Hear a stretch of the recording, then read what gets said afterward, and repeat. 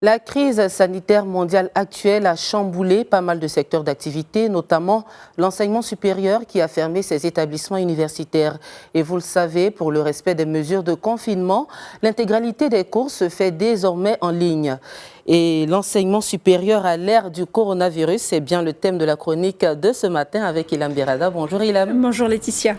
Alors, les équipes pédagogiques travaillent, on le sait, d'arrache-pied. Depuis le 16 mars, donc, le Maroc a produit l'équivalent de 10 ans de contenu numérique. C'est d'ailleurs ce qu'a affirmé cette semaine le chef du gouvernement, Saadine El Othmani, et cela va du primaire jusqu'au supérieur, Ilham. Et moi, j'ai choisi de vous parler donc du supérieur et pas n'importe lequel, le supérieur privé, parce que comme vous savez, la continuité pédagogique est devenue un peu le mantra donc de ce monde universitaire en cette période de confinement. Le secteur de l'enseignement au Maroc, il compte pas moins de 200 établissements privés, un peu dans toutes les régions du Maroc. C'est une formation qui est très diversifiée et c'est le cas de l'Université internationale de Rabat qui célèbre ses 10 ans. Une très belle façon, de célébrer ses 10 ans avec ce beau défi qui a été lancé avec justement le confinement. Et pour nous en parler, nous joignons au téléphone Monsieur Abdelaziz Benjoued, qui est le vice-président de l'Université internationale de Rabat. Monsieur Benjoued, bonjour.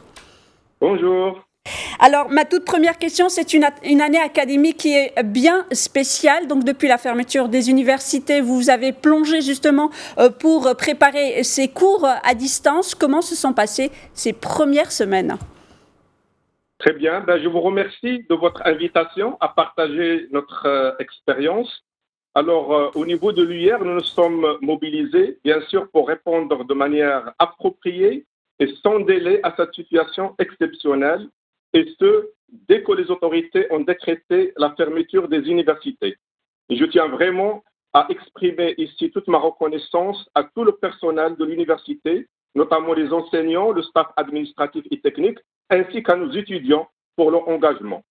Alors, notre organisation des activités avait pour but d'assurer à la fois la continuité pédagogique, mais également la qualité des enseignements en visant un certain nombre d'objectifs, dont notamment une offre équitable des enseignements en ligne, à distance et en direct, l'atteinte des objectifs pédagogiques de chacune des filières, le respect des calendriers des enseignements programmés et le suivi de l'assiduité des étudiants.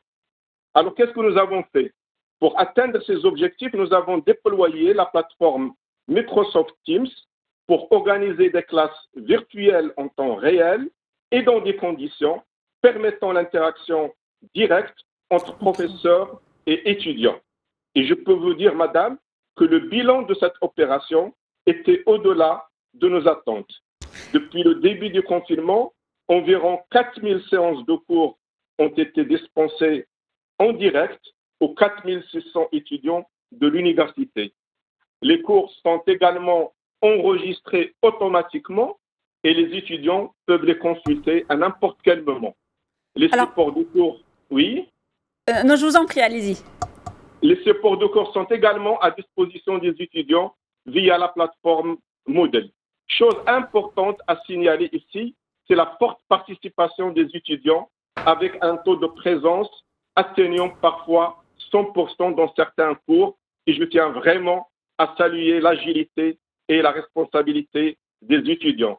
Alors, je me permets, excusez-moi, je me permets justement de rebondir. Quand vous dites parler des étudiants, ça ne doit pas être très facile pour eux, mais quand vous parlez, il y a aussi l'assiduité. Nous sommes pratiquement au milieu de l'année universitaire. Normalement, cette période, c'est les examens, donc les contrôles.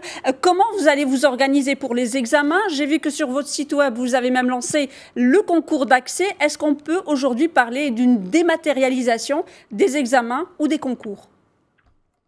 Oui, la dématérialisation prend son cours et la situation actuelle l'impose. Donc, pour les bacheliers que nous souhaitons accueillir l'année prochaine, nous avions des sessions de recrutement qui démarraient généralement à partir du mois de mai. Et là, nous sommes en train de s'adapter à cette situation pour donner un signal fort aux étudiants, à nos bacheliers, que l'année universitaire va s'ouvrir normalement l'année prochaine et qu'on est prêt à les accueillir en organisant, si besoin, des concours ou des tests d'entrée à l'université à distance.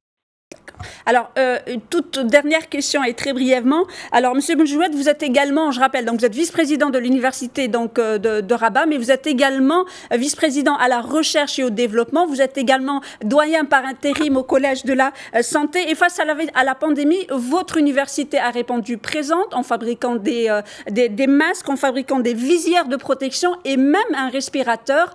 Parlez-nous, mais très brièvement, le temps nous manque, de cet aspect recherche et développement auquel vous avez fait face, notamment avec cette pandémie.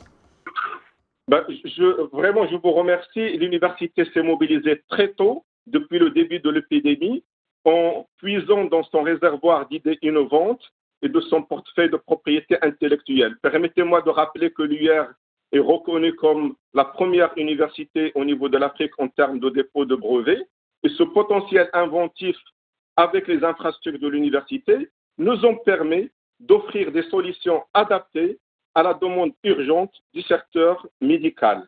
Nous avons développé différentes solutions, notamment la confection de masques visières de protection au profit du personnel soignant de plusieurs hôpitaux dans différentes régions du Maroc. Et nous en avons offert plus de 10 000 visières à date d'aujourd'hui. Nous développons également en collaboration avec les hôpitaux de Rabat et en coordination avec le ministère de l'Industrie un masque d'assistance respiratoire. Et je peux aussi citer la conception en cours de respirateurs artificiels low cost qui peut servir au Maroc, mais également pour nos pays africains. Nous avons également équipé des drones et adapté des caméras thermiques à des dispositifs de contrôle sanitaire. Monsieur Benjoued, merci beaucoup. Je sais que le temps est très court, on peut en parler pendant des heures. On aura l'occasion dans une autre fois donc, de parler justement de recherche et développement de l'Université internationale de Rabat, dont vous êtes le vice-président. Merci beaucoup d'avoir été ce matin avec nous pour répondre à nos questions. Voilà, Laetitia. Voilà, merci Ilham et très belle journée à toi. Merci à toi aussi.